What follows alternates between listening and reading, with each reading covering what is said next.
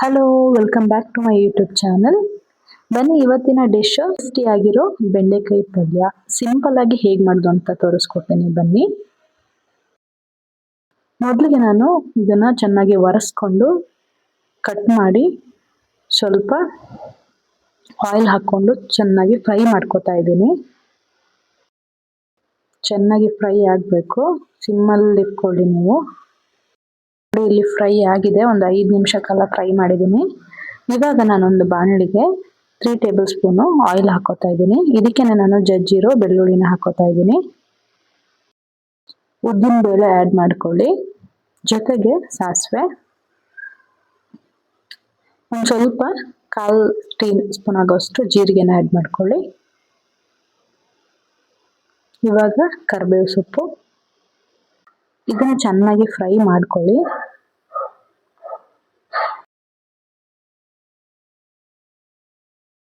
ಇದಿವಾಗ fry ಆಗಿದೆ. ಇದಕ್ಕೆ ನಾನು 2 ಮೀಡಿಯಂ ಸೈಜ್ ಆನಿಯನ್ ತಗೊಂಡಿದ್ದೀನಿ.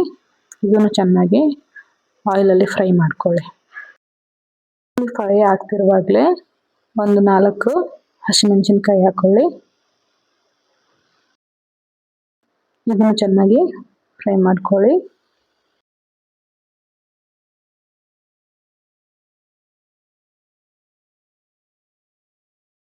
ಸ್ವಲ್ಪ ಕಲರ್ ಚೇಂಜ್ ಆಗಲಿ ಈರುಳ್ಳಿದು, ಇಲ್ಲಿವರೆಗೂ ಫ್ರೈ ಮಾಡ್ಕೊಳ್ಳಿ. ನೋಡಿ, ಸ್ವಲ್ಪ ಕಲರ್ ಚೇಂಜ್ ಆಗಿದೆ. ಇವಾಗ ನಾನು ಟೊಮೆಟೊ ಆ್ಯಡ್ ಮಾಡ್ಕೊತಾ ಇದ್ದೀನಿ. 1 ಟೊಮೆಟೊ ತಗೊಂಡಿದ್ದೀನಿ. ಇದು ಚೆನ್ನಾಗಿ ಫ್ರೈ ಮಾಡ್ಕೊಳ್ಳಿ. ಜೊತೆಗೆ ಉಪ್ಪು ಆ್ಯಡ್ ಮಾಡ್ಕೊಳ್ಳಿ, ಅರಿಶಿನ. ಟೊಮೆಟೊ ಸಾಫ್ಟ್ ಆಗೋವರೆಗೂ ಚೆನ್ನಾಗಿ ಫ್ರೈ ಮಾಡಿದ್ದನ್ನು. ನಾನಿಲ್ಲಿ ಟೊಮೆಟೊ ಫ್ರೈ ಆಗೋಕ್ಕೆ ಸ್ವಲ್ಪ ಹೊತ್ತು ಲಿಡ್ನ ಮುಚ್ಚಿಡ್ತಾ ಇದ್ದೀನಿ. ನೋಡಿ, ಇವಾಗ ಫ್ರೈ ಆಗಿದೆ, ಟೊಮೆಟೊ ಸಾಫ್ಟ್ ಆಗಿದೆ.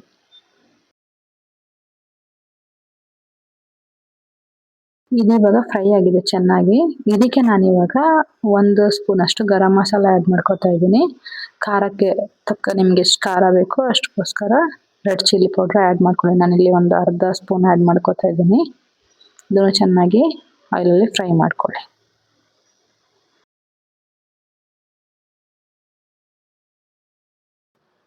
ಈ ಬೆಂಡೆಕಾಯಿ ಪಲ್ಯ ನಿಮಗೆ ಅಕ್ಕಿ ರೊಟ್ಟಿ ಜೊತೆ ಸಖತ್ ಕಾಂಬಿನೇಷನ್ ಇರುತ್ತೆ, ಚಪಾತಿ ಜೊತೆ ಚೆನ್ನಾಗಿರುತ್ತೆ. ಸೊ ಟ್ರೈ ಮಾಡಿ ನೀವು. ನೋಡಿ, ಫ್ರೈ ಆಗ್ತಾ ಇದೆ. ರೆಡ್ ಚಿಲ್ಲಿ ಮತ್ತು ಗರಂ ಮಸಾಲೆ ಹಾಕಿದ್ನಲ್ವ, ಇದು ಚೆನ್ನಾಗಿ ಆಯಿಲಲ್ಲಿ ಫ್ರೈ ಆಗಬೇಕು.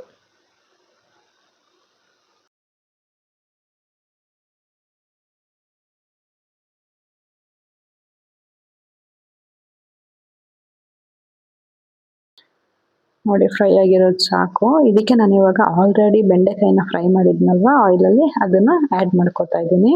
ಇದನ್ನ ಚೆನ್ನಾಗಿ ಮಿಕ್ಸ್ ಮಾಡಿಕೊಂಡು, ಬೇಕು ಅಂದರೆ ಸ್ವಲ್ಪ ಉಪ್ಪು ಹಾಕ್ಕೊಳ್ಳಿ. ಉಪ್ಪು ಹಾಕ್ಕೊಂಡು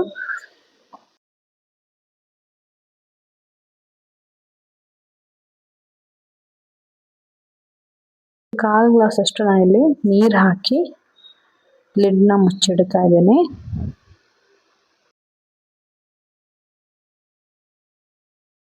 ನೋಡಿ,